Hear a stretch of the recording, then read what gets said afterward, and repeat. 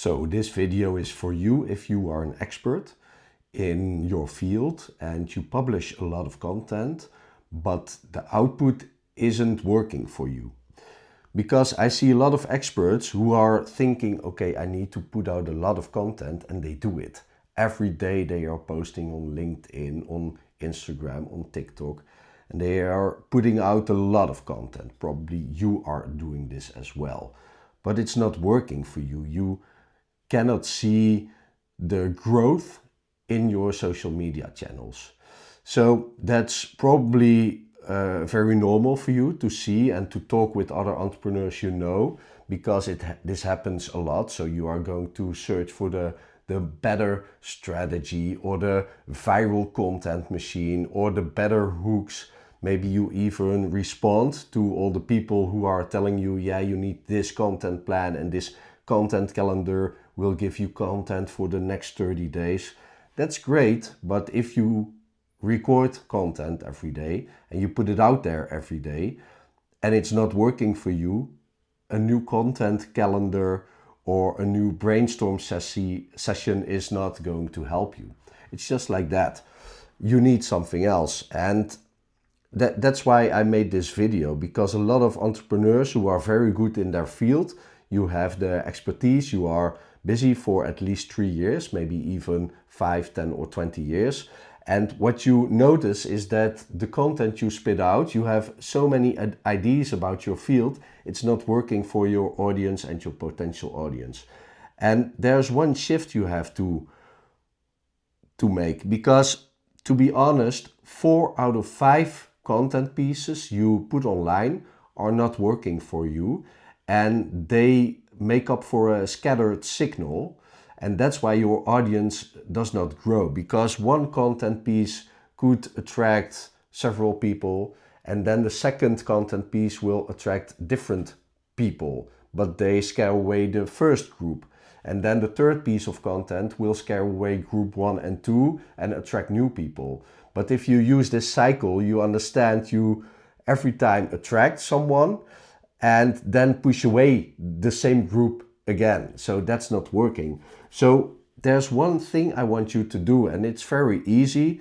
And when I'm telling you what to do, it's like a workshop almost. You can pause the video and do it immediately.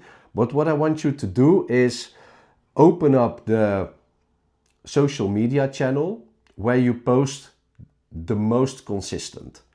So if it's LinkedIn, it's LinkedIn. If it's Instagram, it's Instagram. It's okay. If it's both, then maybe it's even possible for you to find both.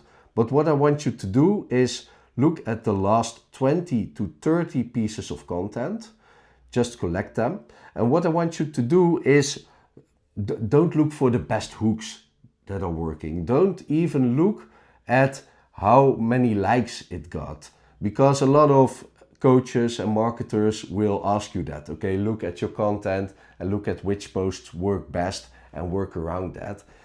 It's possible, but it's not aligning with you as an expert. So that's why that's a dangerous exercise.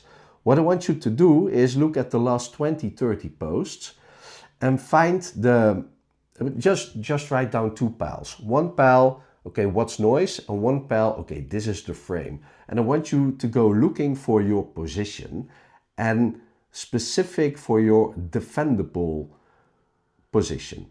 So which position do you take that's defendable for you always? And why that's something very strong is because if you start making content more consistent about your defendable position, then one group of customers, potential customers, will understand what your vision is and who you as a person are and what your business can solve for them that's connected with their vision of their world. It's really like that. So you have to find your defendable position within these pieces of content. So you've got 20 to 30 pieces of content. You make 2 piles, and 4 out of 5 will be noise, and 1 out of 5 will be your defendable position. I will give you an example. For example, I was working as an identity architect, and I've worked with high performance entrepreneurs and sport teams and sporters as well. And it's amazing for me to work with them. So I'm pro high performance. So what's my defendable position? One of them is like, okay, I hate life-work balance. Because when people talk about life-work balance, they are like, yeah, but you have to relax a little bit more, and you have to work hard, but there needs to be a balance.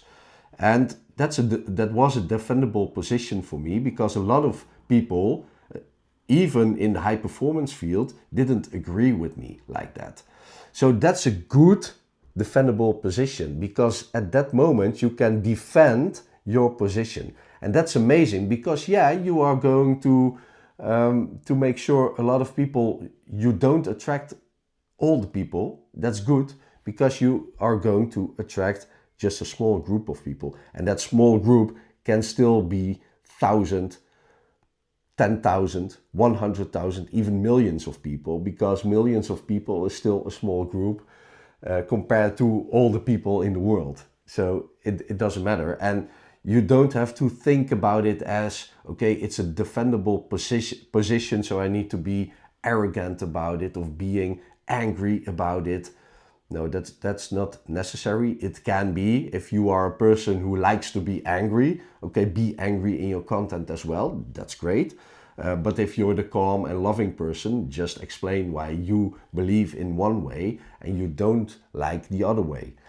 And you can think about it when you are writing down what your defendable position is about one thing. In the end, I want you to find 3 to 5 defendable positions. But we start with one, and I want you to think about it. Okay, if I can say it, maybe you can even write down a sentence. What's your position that you want to defend? And is that a sentence only you can say, or is it a sentence everybody in the field says? Because if everybody in your field says the same thing, it's not really a defendable position, but it's more like a category you are working in, and you will still say the same things other people will do, and your output of your content will be much broader. That's not what I mean with defendable position. It needs to be very small for you, and even other people in your field might frown upon it. They are like, okay, but I don't like what you say. And that's great. For example, if you are making shoes, design shoes by hand, maybe you can say, okay, everyone in the field is making the sole white, but that's not what I believe in, because when I use the black sole, I know it's nicer, I love it more, but the one thing is, with the black sole, I can make it from a different material, and that material is so sweet for your foot sole. I don't know this, I'm not an expert, but do you understand what I mean? So you are the only one who makes the black sole, while the rest in your field, of the designer shoe field, that category, they swore by a white sole. That's the defendable position. It doesn't have to be big, but it's a position to take. So if you did this for 20 to 30 posts, and you've found your defendable position, what you are going to do is you are starting to make more content about this defendable position. And it forces you to think more about your position, and to create content more a little bit around that position. So it's more structured automatically. That's amazing, because you don't need like the content calendar or the brainstorm sessions anymore, because you as an expert can think about this position you take, and to think about content around this position. And people will be attracted more, because it's more clear to them what your vision is, what your strategy is, what your output is, and that attracts more. It's amazing. So when you've done this, you can look at, you are probably someone who published a lot of content. So then you can look at another 30 posts and find a second position. And then you look at 30 posts more, and then you have 90 in total, and you are going to look at another position. So the position is what do you see? What do you believe? What do you think? That's from you, and that's a little bit different or totally different than the rest of the people in your field. And that defendable positions, when you have 3 to 5, if you make content around that with maybe 20% different content, because it's you don't have to niche down in content anymore. That's not what people find attractive. They want to see you as a whole, as a human being. So you can make 20% extra of content about different things, but the core, the 4 out of 5, needs to be around your defendable position. And that will work amazing for you. So if you pause the video and you already did it, great, you have your defendable positions. Try to write it down in one sentence. It doesn't have to be the sentence on your website or the best slogan that's short. It must be clear for you to understand, okay, this is my position and I'm going to make content around this position. And that will help you a lot with attracting new followers and grow your following. It's amazing.